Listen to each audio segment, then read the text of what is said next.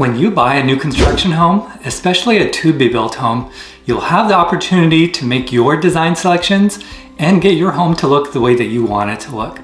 The problem that many buyers face is that they spend their money on upgrades that really don't add value to their homes, and even worse, they get some upgrades that they should really avoid. Well, in this video, I'm going to talk about 6 upgrades that you absolutely should avoid. Hey there, my name is Ahmad Homidi and I'm a realtor with over 20 years of real estate experience, and I specialize in helping people relocate to the greater Austin area and buy new construction. If you're somebody that's looking to make the move, it would be a pleasure to help you and your family on the purchase of your brand new home. Make sure that you subscribe to this channel. The whole point of this channel is to save you as much money as possible when you buy new construction. In fact, I've written down my negotiating strategy in a new construction home savings guide. Grab the guide by clicking the link in the description down below. In that guide, you will learn how to save up to $161,000 when you purchase new construction. Well, it's definitely nice to meet you, and now let's move on. When you're building a new home, it's so easy to go over budget, especially because you'll be at the design center and there is so many things to choose from upgraded flooring to upgraded countertops, kitchen cabinets, you name it. And it's easy to just keep adding things into your shopping cart, and before you know it, you've completely blown through your budget. So I don't want that to happen to you. You're going to have a game plan when you walk into the design center. And one tip that I find helps greatly is see if the design center is willing to give you 2 sessions instead of just 1 day long session. This will give you a chance to go and take a look at everything and to game plan with actual things that you can see, touch, and feel, and then you can go back and finalize your selections. So to help you stay within your budget and also to avoid costly mistakes, here are 6 upgrades that you should avoid, starting with number 1. Avoid paying for items that can easily be added on later. And here's how I want you to think about builder upgrades in general. If you get them and you're not paying for them all cash, then the cost of those upgraded items, they're going to be added on to your home loan. And that means that you're going to be paying interest on these upgrades over the life of that loan. So something that can cost you $5,000 in upgrades could end up costing you $10,000 in the long run. So let's say there are 2 scenarios. And scenario number 1 is that you get your upgraded flooring through the builder.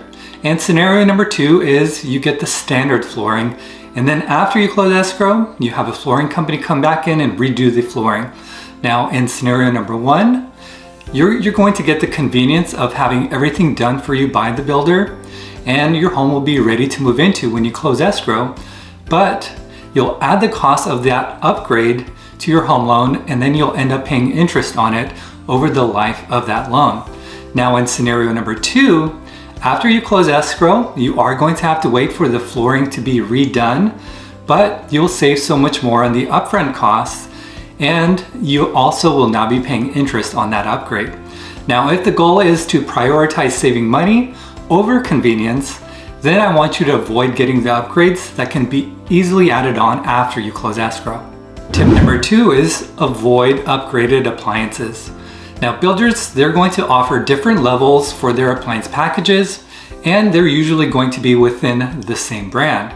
So as you go up in levels, so do the prices. For example, they may offer different levels of GE appliances, and the reason for that is that builders will buy the appliances in bulk from the same manufacturer so that they can get them all at a discount. Now, even though they buy the appliances at bulk and they get a discount, they don't really pass on those savings to you.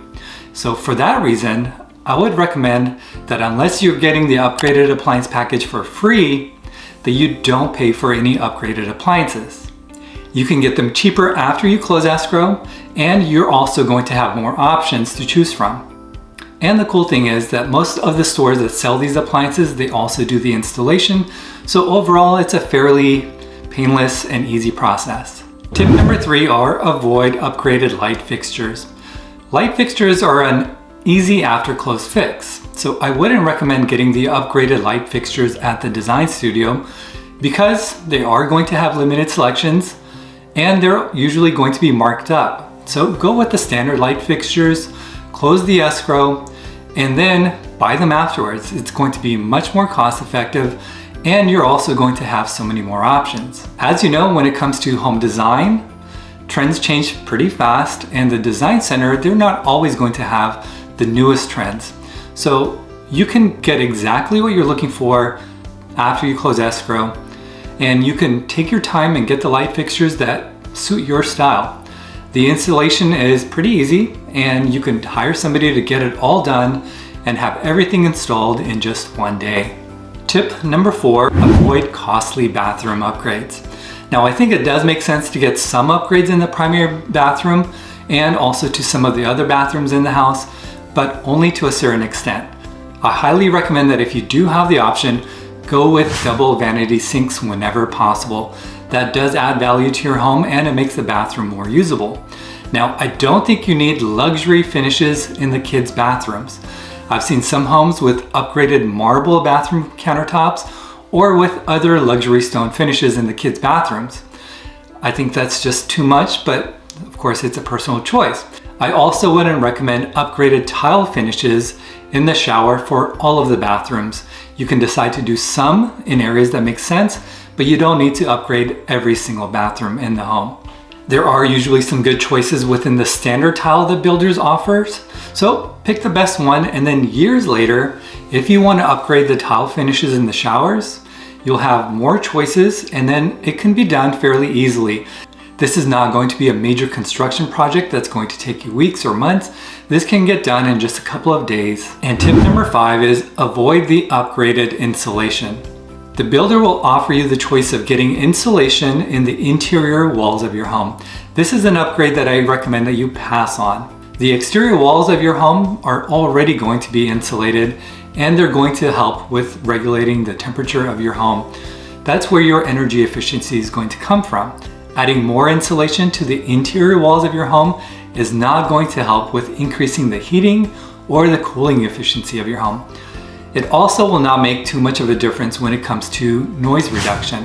It does make some difference, but it's a very small difference. And in my personal opinion, that difference, well, it's just too small to justify for paying for an upgrade. For those reasons, I recommend you pass on adding the extra insulation within the interior walls of your home. And tip number 6 is avoid certain built-ins. So the built-in cabinets and built-in shelving, well, they look great in the model homes, and it's easy to see why so many buyers would want to add them to their homes. When it comes to built-ins, this upgrade, it really comes down to your personal choice and how you like to use the space in your home. But the issue with built-ins is that it constricts how you can use that space. And as I just mentioned, it usually comes down to how you want to use that space, which isn't how everybody wants to use that space. And that means that it can affect the resale value of your home, because other buyers, they may not want to use the space the way that you want to use it. Here's a good example of what I'm talking about. Built-in shelving in the living room with a carve out for a TV. That ends up outlining how the space is going to be used, and it really doesn't allow for any flexibility. So when you go to sell your home, the new buyers, they may not want the TV to go there, or they may not want to position their furniture the way that the built-ins would suggest the furniture should be positioned. So when it comes to built-ins, think about that. Does it allow for flexibility and different ways that you can use the space, or does it restrict how you can use the space? And if it does, then I recommend that you avoid that upgrade. Of course, sometimes you can get built-ins that make sense. Like for example, built-in shelving in a walk-in closet. There's really only one use for that space, and built-in shelving, well, it enhances the usability of that space. So it does make sense in certain cases. When it comes to built-in shelving in walk-in closets, you probably could get them added on for a lot less after you close escrow. So also keep that in mind. That actually could be one that you may want to get, but it's one that you can easily avoid too if you're more cost conscious. Those are the 6 upgrades that I think you should avoid when you buy new construction. I hope that you found this information to be helpful, and if you did, please do like the video and subscribe to the channel. As I mentioned, the main focus of this channel is to help you save money when you buy new construction. Lastly, get your new construction savings guide, which can be found in the link down in the description below. This guide is going to show you exactly how you can save a ton of money when you buy new construction. Thank you for watching. My name is Ahmad Homidi, and I'll see you in the next video.